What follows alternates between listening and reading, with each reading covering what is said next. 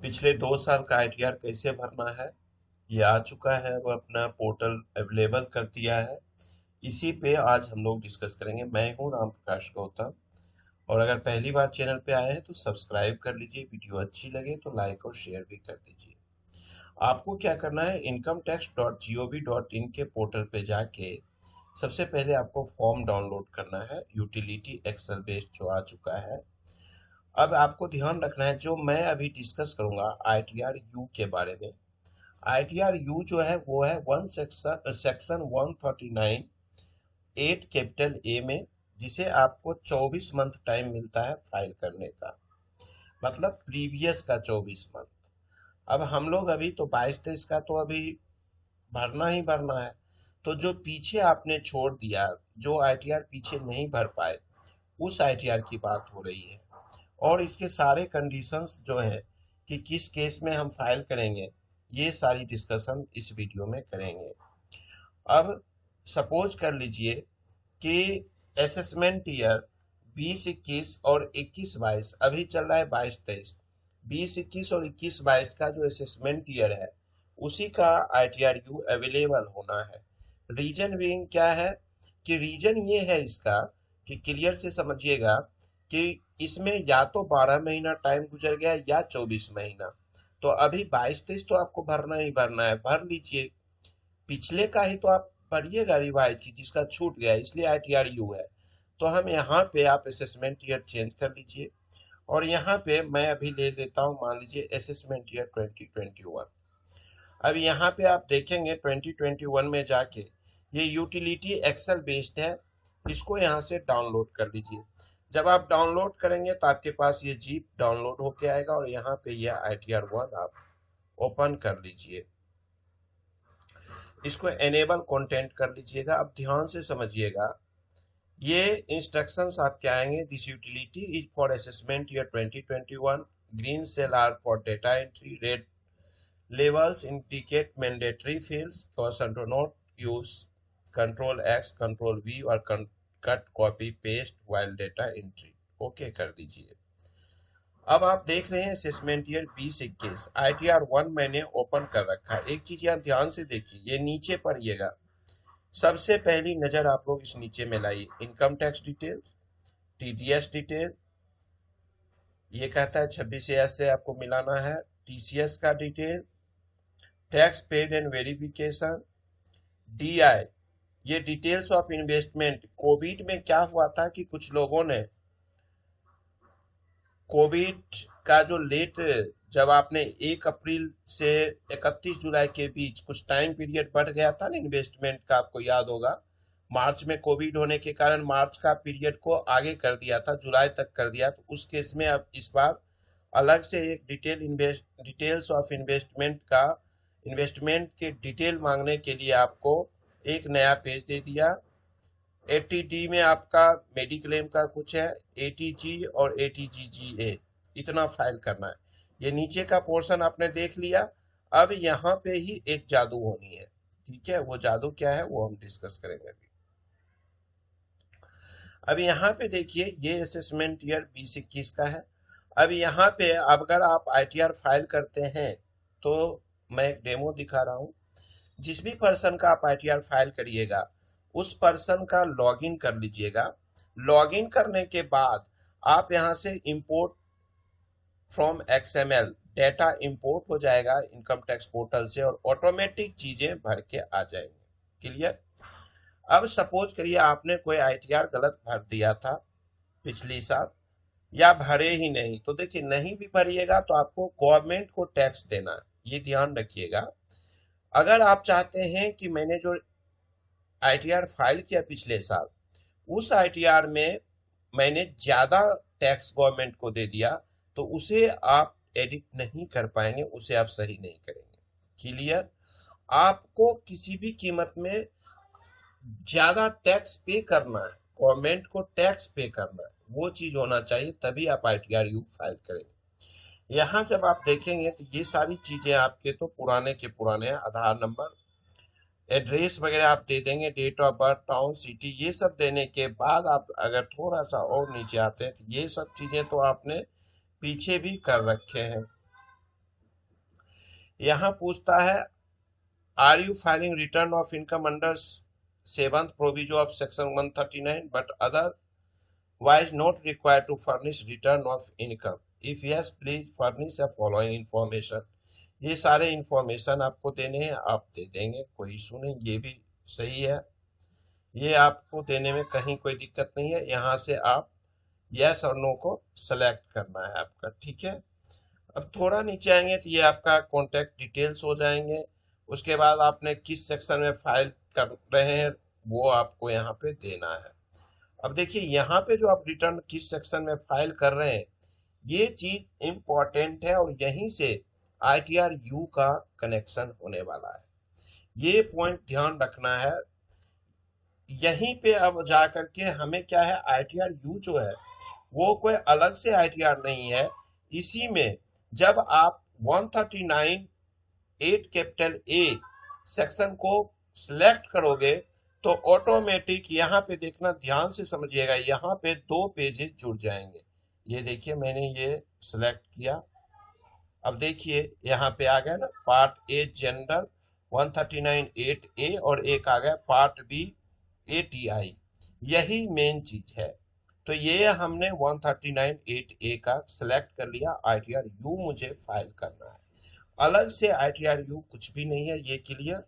अब हम ये सारा कुछ तो आप फाइल कर ही दोगे, यहाँ तक तो आपका पुराना जो है वो भरा रहेगा। अब पुराना भरने के बाद मान लीजिए आपने 3 लाख का आईटीआर फाइल किया था और अब आपको चेंज करके इनकम बढ़ाना है, उसमें 5 लाख रुपया करना है, तो इसके लिए आईटीआर यू फाइल करना पड़ता है। आइए पार्ट ए जनरल 139 8 ए देखते हैं क्या है। आईटीआर यू देखिए आपके स्क्रीन पे लिख के आ गया। अब यहाँ पे पार्ट ए जो जनरल इंफॉर्मेशन है इसमें ये चीजें तो ऑटोमेटिक आपको आ जाएंगे, आधार वगैरह सब चीज। एक बार मैं रीड कर देता हूँ, असेसमेंट ईयर 2021 आ जाएगा और हर एक जगह पे देखिए ये नोटिंग किया हुआ है और उस नोटिंग के अनुसार आप चलिएगा। Whether return previously filed for this assessment year, आपने फाइल किया है कि नहीं किया है, तो ये यहाँ से आपको यस और नो सेलेक्ट करना है, ठीक है। सपोज करिए मैंने यस किया तो अब आपसे ये डेटा मांगेंगे सारे के सारे, अब वो डेटा आपको देना है, या नो करिए अगर आपने फाइल ही नहीं किया, नया फाइल कर रहा है तो आप यहाँ पे नो कर दीजिएगा। Whether return previously filed for this assessment year, ये आपने यस कर दिया। If yes whether under section, अब आपने के पूछा जाएगा कि अगर यस अगर आपने फाइल किया तो किस सेक्शन में किया था, 139 1 में किया था या अदर में किया, यानी टाइम से किया या लेट से किया, वो सेलेक्ट कर लीजिएगा। If applicable, enter from file acknowledgement number of receipt number and date filing original return, वो सारे चीजें आपको दिया जाएगा। यहाँ पे आपको डिटेल देना है, अगर हमने फाइल किया है तो, पहली बार फाइल कर रहे हैं तब तो कोई बात ही नहीं है। Are you eligible for filing an update return as per conditions laid out in first, second and third provision of section 139A? वो आपको यहाँ पे सिलेक्ट करना है, यस या नो करना है, यहाँ पे भी तो आपको फाइल ही करना है। अब ये सारा डिटेल देने के बाद सबसे बड़ी चीज जो है, reason for updating your income, आप क्या रीजन दे रहे हैं जो इनकम बढ़ाने का, ये देखिए यहाँ पे आपके पास आएंगे कि ये इस रिटर्न को फाइल करने का क्या रीजन है, आईटीआर यू क्यों फाइल किया जाएगा। तो पहली बात, रिटर्न प्रीवियस नोट फाइल, आपने पिछले रिटर्न फाइल नहीं किए इसलिए आईटीआर यू फाइल कर रहे हैं। उसके बाद दूसरी बात, इनकम आपकी ज्यादा थी, कुछ इनकम आपने करेक्ट रिपोर्ट नहीं किया यानी कम कर दिया। Wrong heads of income chosen, आपने सैलरी का इनकम हाउस प्रॉपर्टी में दिखा दिया, इस तरह की कोई गलती किया है। Reduction of carried forward loss, अगर आपका लॉस हुआ है और आप चाहोगे ना लॉस को कैरिड फॉरवर्ड ज्यादा करने का, तो ज्यादा नहीं कर सकते हो आप, लेकिन लॉस कम दिखाना चाहते हो वो हो जाए, यानी गवर्नमेंट के ऊपर लाइबिलिटी आप नहीं बढ़ा सकते हो। Reduction of unabsorbed depreciation, reduction of tax credit under section 115 JBJC, wrong rate of tax या अदर कुछ है आपका। तो अगर जिस तरह से आपका मिस्टेक है जिसलिए आप चाह रहे हो इस रिटर्न को फाइल करना, वो रीजन आपको यहाँ पे चुन लेना है। उसके बाद आप देखेंगे नेक्स्ट क्वेश्चन आपका आता है, are you filing the updated return during the period. तो ये तो आपको यहाँ देखना है कि जो 24 महीने का टाइम है उसके अंदर आप फाइल कर रहे हो कि नहीं। दो ऑप्शन दिया गया है। पहला, up to 12 months from the end of relevant assessment year. अगर 20-21 असेसमेंट ईयर की बात करें तो 20-21 के 12 महीने के अंदर यानी 21-22, या between 12 month from the end of relevant assessment year, या आप 24 महीने के अंदर कर रहे हो यानी 12 से 24, तो रेट है। अब ये क्यों पूछा जा रहा है ये समझिएगा। यहाँ पे क्या होगा कि अगर आप 12 महीने तक में कर रहे हो तो आपको 25% देना है आपको टैक्स एक्स्ट्रा।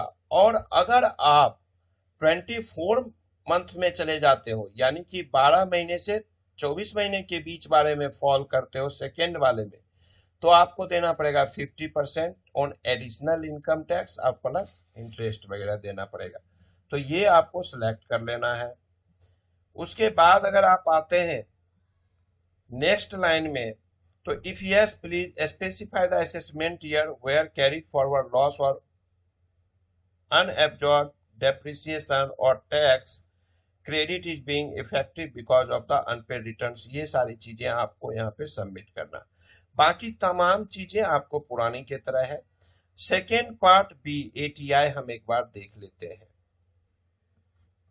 यहाँ पे अब आप ध्यान से समझिएगा, पार्ट बी में जो है वो आपको computation of total unpaid income and tax liability. Unpaid income आपने क्या of total updated income, sorry updated income and tax payable. अब आपका जो यहाँ कंप्यूटेशन होगा एज पर ITR यू करके, head of income under which additional income is being return as per updated return, head of income that is if yes please specify additional income. यहाँ पे अगर आपने 6 लाख रुपए का अब ITR फाइल करना है और पीछे आपने सपोज करिए 4 लाख का फाइल किया, तो जो 2 लाख रुपया है वो किस हेड से आया है उसका इनकम आपको यहाँ पे दिखाना पड़ेगा। क्लियर।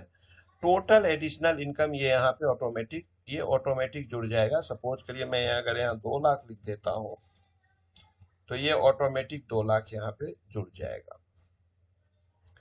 नेक्स्ट आप देखिए, total income as per last valid return only in case where the income tax return has been previously filed. पिछले अगर आपने रिटर्न फाइल किया है तो उसमें आप जितना इनकम दिखाए थे वो अमाउंट आपको यहाँ पे दिखाना पड़ेगा। Total updated income as per part BTI please see instruction. ये टोटल इनकम ऑटोमेटिक कैलकुलेट हो जाएगा। अमाउंट पेबल अगर कुछ है तो अमाउंट यहाँ पे आ जाएगा। रिफंडेबल पूरा का पूरा ये ऑटोमेटिक कैलकुलेट होके आना है। सपोज करिए मैं यहाँ पे अगर लिख दूं कि पिछला मैंने 4 लाख रुपया जमा किया था, इनकम टैक्स रिपोर्ट किया था, तो क्या होता है ये आप देखेंगे। आगे आइए,